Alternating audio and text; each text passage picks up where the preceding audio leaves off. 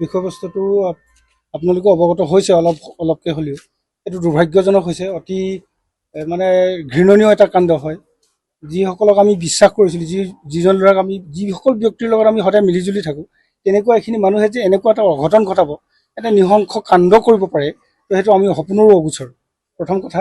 আৰু দ্বিতীয়তে হ'ল কি, আমাৰ এই যে প্ৰক্ৰিয়াটো, আইনী যিটো প্ৰক্ৰিয়া আমাৰ প্ৰশাসনে যেনেধৰণে আগুৱাই লৈ গৈছে, সেইটো আমি তেখেতসকলক আমি ধন্যবাদ জ্ঞাপন কৰিবই লাগিব। আৰু ভৱিষ্যত দিনত তেখেতসকলে যে আমাক উচিত এটা ন্যায় দিব আৰু লগতে দোষীয়ে উচিত এটা শাস্তি পাব, এই কথাখিনি আমি নিশ্চিত হ'বৰ কাৰণে আজি তেখেতৰ ওচৰত এখন আমি মেমৰেণ্ডাম লৈ আহিছিলোঁ আৰু তেখেতক প্ৰদান কৰা হৈছে ইতিমধ্যে।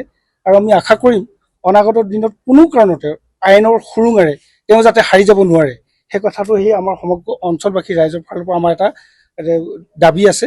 আৰু এইটো যদিহে কেনেবাকৈ ইয়াৰ হিনদায়ী হয় বা ক'ৰবাত যদি কিবা হয়, আমি স্মাৰকপত্ৰত উল্লেখ কৰিছোঁৱেই যে আমি গণতান্ত্ৰিকভাৱে বৃহৎ এটা প্ৰতিবাদ আমাৰ হ'ব, আন্দোলন হ'ব।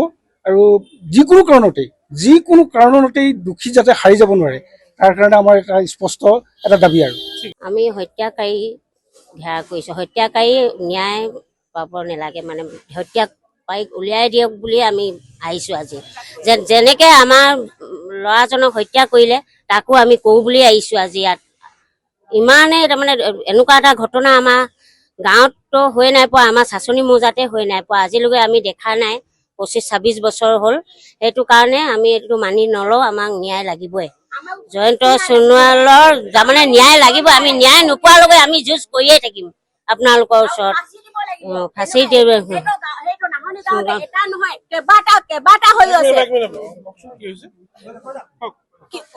মানে আমি কিহৰ কাৰণে আহিছো, আমাৰ মথনি গাঁৱতে জয়ন্ত সোণোৱাল তাৰ মানে ষ্টৰত কাম কৰি থকা কৰ্মচাৰী এজনৰ মানে নিজৰ শ্ৰমিকক থৈছিলে, কিন্তু সে কিহৰ কাৰণে মাৰিলে প্ৰথমেতো ক'ব লাগিছিলে কিবা ধাৰ লৈছে, কি উধাৰ লৈছে, কিহৰ কাৰণে কৰিছিলে সেইটোতো ক'ব পাৰিছিলে।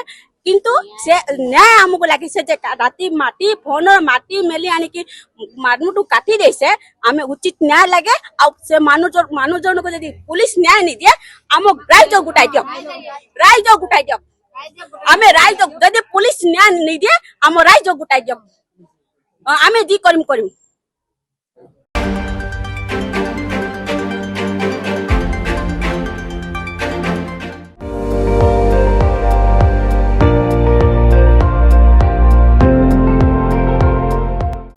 আপুনি চাই আছে ND24, সৰ্বশ্ৰেষ্ঠ নহয় সৰ্বোত্তমৰ দৌৰ।